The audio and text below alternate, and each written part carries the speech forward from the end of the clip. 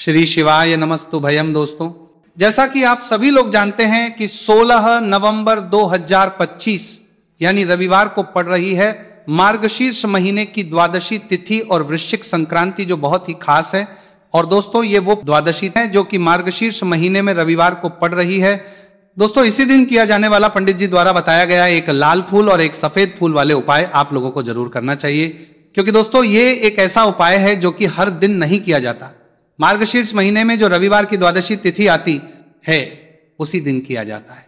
अगर आप लोगों ने इस उपाय को नहीं किया है या किसी कारणवश नहीं कर पाए हो तो इस मार्गशीर्ष रविवार द्वादशी तिथि के दिन इस उपाय से मत चूकना। दोस्तों देखिए, ये दिन इतना खास होता है, इतना महत्वपूर्ण होता है। देखा गया है कभी कभी बड़े बड़े पूजा पाठ अनुष्ठान से जो मनोकामना पूर्ण नहीं होती है, वह मार्गशीर्ष रविवार के दिन एक छोटे से करने से ही आपकी मनोकामना पूर्ण हो जाती है। और बहुत सारे लोगों ने इस उपाय को किया भी है और उनको इस उपाय को करने का फल भी जरूर मिला है। अगर आप लोग भी इस उपाय को इस रविवार के दिन करना चाहते हैं तो आप इस उपाय को करने के दिन उपाय को पहले अच्छे से समझ लेना, सुन लेना, उसके बाद करना। आपको इस उपाय का फल जरूर मिलेगा, आपकी सभी मनोकामनाएं पूरी हो जाएंगी।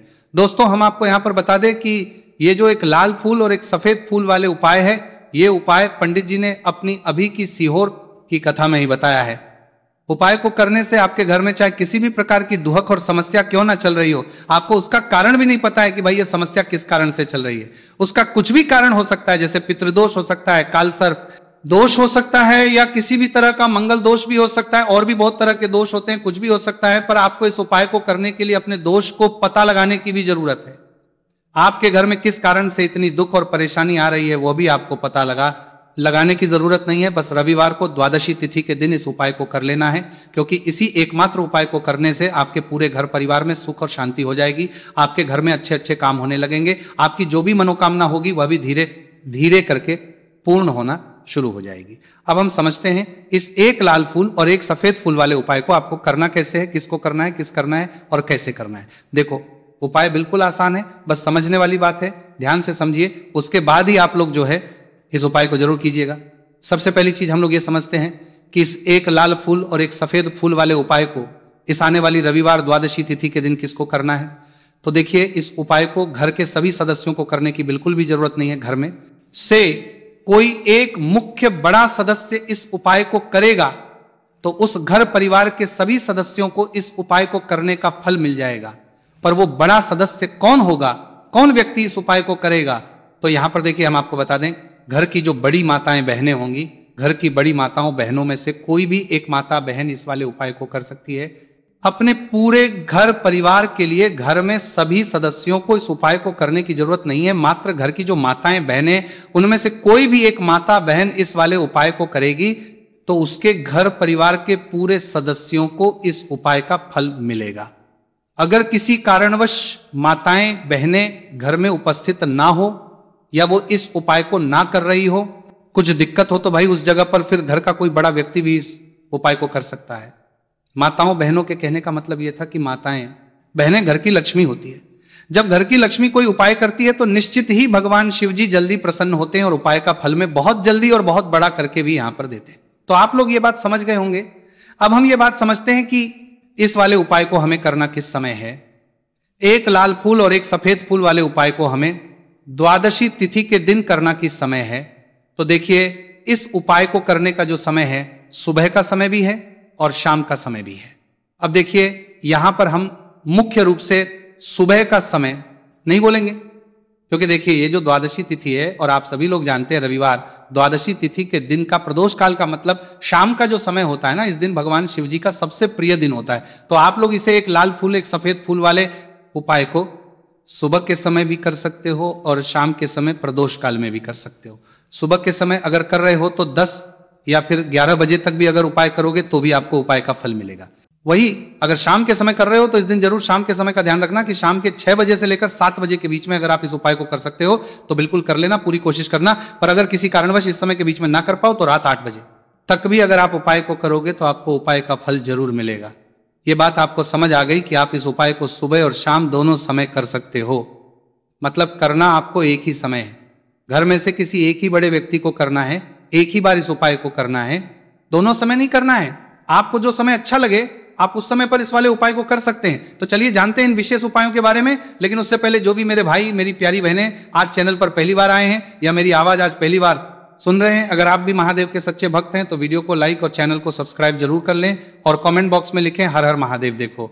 अब सबसे पहली बात आती है कि इस उपाय को हमें करना किस लिए है। जैसा कि हमने अभी आपसे बोला कि इस उपाय को करने के बाद आपके जीवन में बहुत सारी खुशियां आएंगी, आपकी मनोकामनाएं पूर्ण होंगी, आपकी धन की समस्या दूर होगी, आपकी पैसों की समस्या दूर होगी।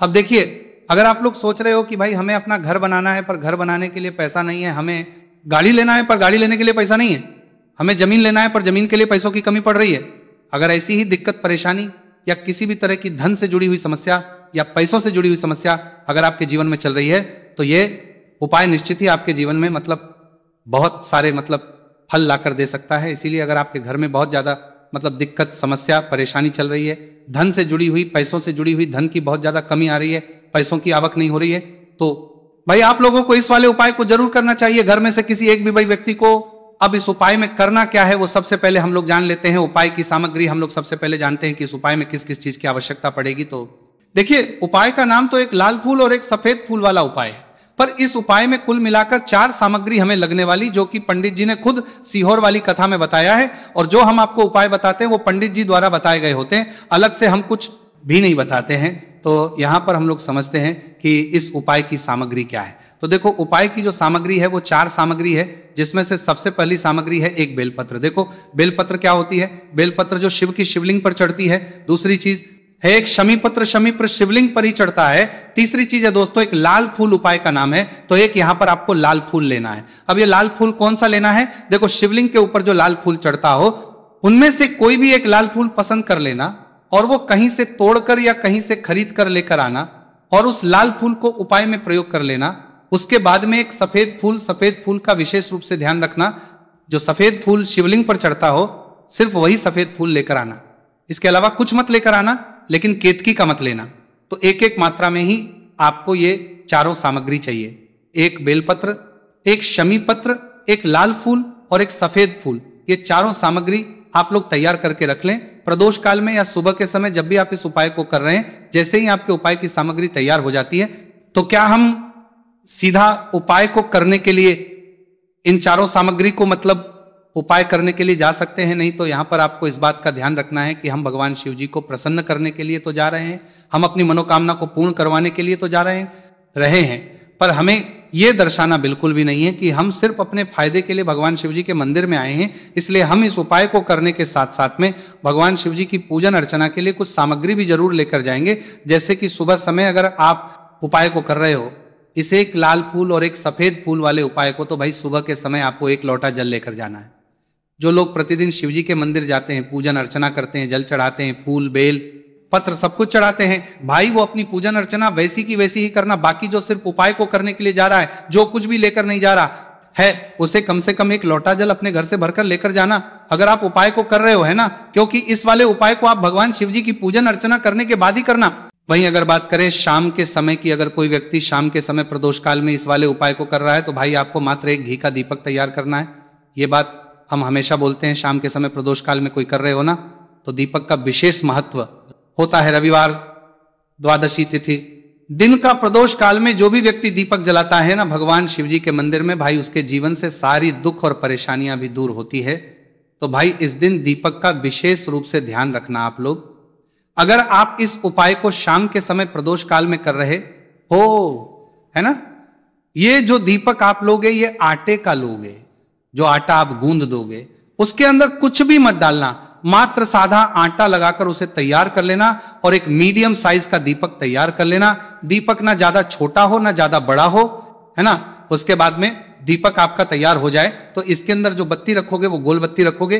देखो, गोल बत्ती भी 2 तरह की होगी, एक बाजार की और एक घर वाली। तो कोशिश करना अपने घर में जो रुई रखी हुई है उस रुई से आप लोग एक गोल बत्ती अपने ही हाथों से बनाओ। उपाय का फल अच्छा मिलता है, भगवान शिव जी जल्दी प्रसन्न होते हैं।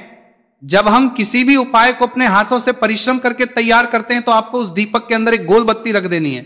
इसके अंदर जो चीज आप लोग डालोगे वो डालोगे शुद्ध देसी गाय का घी। इस बात का विशेष रूप से ध्यान रखना, शुद्ध देसी गाय का घी ही डालना है।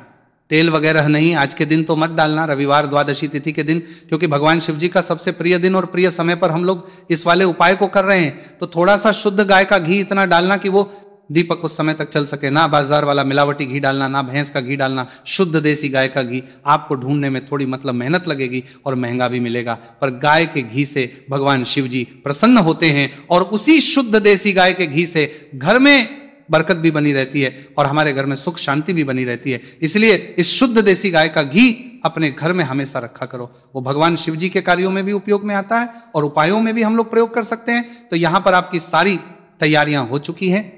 उपाय को करते समय शुद्धता का विशेष रूप से ध्यान रखिएगा। सुबह कर रहे हो तो भाई सुबह तो आपको स्नान करना ही करना है, बाकी शाम को कर रहे हो तो शाम को मात्र हाथ मुंह धोकर भी आप लोग इस वाले उपाय को कर सकते हो, कोई दिक्कत वाली बात नहीं है भाई। उपाय की पूरी सामग्री तैयार कर और पूजन सामग्री लेकर आपको भगवान शिव जी के मंदिर पहुंचना है, जो आपके घर के पास में हो, जहां पर शिवलिंग विराजित हो, शिवालय हो, वहां पर आप लोगों को पहुंचना है। और जैसे ही आप भगवान शिव जी के मंदिर में पहुंचते हो, वहां जाकर ही उपाय शुरू नहीं करना है, पहले आपको भगवान शिव जी की पूजन अर्चना करना है। पूजन अर्चना कैसे करोगे? सुबह के समय गए हो तो एक लोटा जल वगैरह जो भी पूजन सामग्री लेकर गए हो, उससे पहले पूजन सामग्री आप लोग मतलब पूजन भगवान शिव जी की कर लो। जो व्यक्ति सिर्फ एक लोटा जल लेकर गए हैं, वो शिव जी के शिवलिंग पर मात्र एक लोटा जल एक धारा से धीरे धीरे करके चढ़ा लो। अपनी पूजन अर्चना आप लोग जो है पूरी कर लो पहले। उसी के बाद अगर आप शाम के समय कर रहे हो तो पहले जाकर बैठना है भगवान शिव जी के शिवलिंग के पास में। आप जो दीपक तैयार करके लेकर आए हो, उस दीपक को पहले जलाना है। ये जो दीपक आप लोग जलाओगे ना, ये किसी और की माचिस से मत जला, अपनी ही माचिस अपने ही घर से लेकर आना और इस दीपक को अपने ही माचिस से जलाना। अगर आपने मंदिर की माचिस या किसी और की माचिस ले ली, इस उपाय को करने में इस उपाय का फल उस व्यक्ति को भी बहुत मिल जाएगा। इस बात का ध्यान रखना, अपने घर से अपनी ही माचिस लेकर जाना और इस दीपक को जलाना। दीपक को जलाने के बाद भगवान शिव जी की शिवलिंग के पास में रख देना। शिवलिंग के इतना पास में मत रखना कि शिव जी को आंच लगे, थोड़ी सी दूरी बनाकर ही जो है इस दीपक को शिवलिंग के पास में आप लोग रख दीजिएगा। अब जैसे ही आपकी पूजन अर्चना हो जाती है, भगवान शिव जी के शिवलिंग के सामने या आसपास कहीं पर भी बैठ जाइए उपाय को करने के लिए। और उपाय को करने से पहले आप लोग अपनी वो चारों पूजन सामग्री निकाल लीजिए। उपाय की जो सामग्री है वो निकाल लीजिए और भगवान शिव जी के शिवलिंग के ऊपर एक माता अशोक सुंदरी जी का स्थान देख लीजिए। माता सुंदर जी का जो स्थान होता है वो जलाधारी के ऊपर होता है, जलाधारी के बिल्कुल बीचों बीच में होता है। आप लोगों ने देखा भी होगा शिवलिंग की जलाधारी होती है, जलाधारी के बिल्कुल बीचों बीच का जो स्थान होगा वो माता अशोक सुंदर जी का स्थान होगा, क्योंकि यहीं पर हमें ये जो है उपाय को करना है। सबसे पहली चीज, अब हम उपाय को करना शुरू करते हैं। आप सबसे पहले अपनी एक बेलपत्र उठा लो। एक बेलपत्र को आपको माता अशोक सुंदरी जी वाले स्थान पर सबसे पहले समर्पित करना है। बेलपत्र की डंडी का मुख होगा जलाधारी की तरफ, जहां से जल बहता है और नीचे गिरता है, और बीच वाली बड़ी पत्ती का मुख मतलब शिवलिंग की तरफ होगा। इस तरीके से आपको इस बेलपत्र को माता अशोक सुंदरी जी वाले स्थान पर समर्पित कर देना है।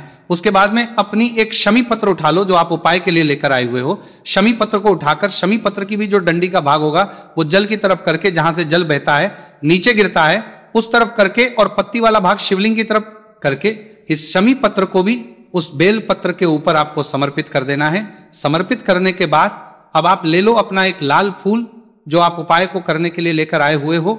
इस लाल फूल का जो खिला हुआ भाग होगा, चाहे वो गुलाब का फूल हो चाहे कोई सा फूल जो शिवलिंग पर चढ़ता हो, भाई उस फूल का जो खिला हुआ भाग होगा वो शिवलिंग की तरफ होगा।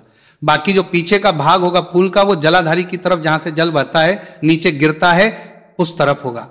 और आखिरी में आपका जो एक सफेद फूल बचा हुआ है, इस सफेद फूल को भी आपको लेना है और सफेद फूल का जो खिला हुआ भाग होगा वो शिवलिंग की तरफ होगा, जहां पर शिवलिंग रखा हुआ है उस तरफ होगा, और डंडी का भाग जलाधारी के पीछे की तरफ हो जाएगा। मतलब जो जहां से जल बहता है और नीचे गिरता है। जब आप एक बेलपत्र, एक शमी पत्र और एक लाल फूल, एक सफेद फूल चढ़ा रहे हो तो उस समय आप लोगों को कांता भगवान या कांता चक्र का नाम लेते हुए ही जो है इस उपाय को करना है, और भगवान शिव जी और नारायण जी का स्मरण करते हुए ही इस उपाय को आपको करना है। तो जब भी आप एक बेलपत्र, एक शमी पत्र, एक लाल फूल और एक कमी हो रही है, जो भी दुख और समस्या परेशानी चल रही हो आपको अपनी, वो दुख और जो है भगवान शिव जी से उपाय को पूरा करने के बाद वहीं पर पास में बैठकर बोल देना है, हाथ जोड़ के आंखें बंद करके अपनी परेशानी और श्री शिवाय नमस्तुभयम का जाप करना है। दोस्तों, आज हमने इस वीडियो में कुछ उपाय बताए हैं जो आपको करने हैं। अगर आपको वीडियो अच्छी लगी हो तो वीडियो को 1 लाइक और चैनल को सब्सक्राइब जरूर करें। हर हर महादेव।